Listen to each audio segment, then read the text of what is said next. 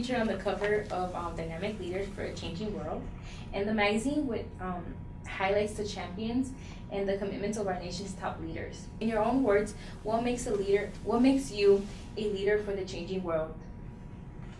You know, I am honored to represent a community that's constantly changing and has seen a lot of growth, has seen a lot of diversity and growth, and my focus is on listening.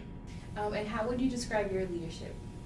I strive to be a servant leader, to recognize that I've been given this opportunity to serve.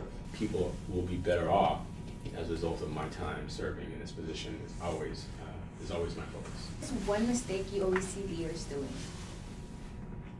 Well, I think the easy thing is for a person to think that it's about them and to get caught up in their position or their title, and to forget that it's a privilege to serve and that we've been sent to these positions, in my case, sent to the legislature by the people of the community who are saying, we want you to go do our business. So a lot of leaders get lost and they start to think that they work for lobbyists or for people with influence instead of focusing on what do I need to do to make my community better. Why is diversity important to you? Well, personally, my experience is a diverse one.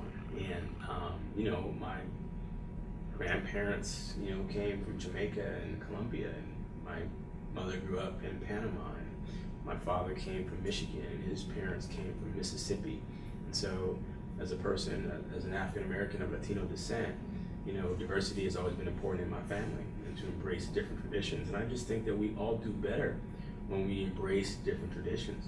How important are ethical business practices to you? I think it's very important. I think you have to keep the playing field level so any business can participate.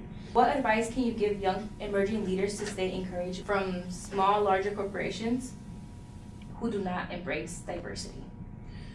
Well, first off, I'm just thinking that those corporations that don't embrace diversity, they have a faulty business model. And here's why.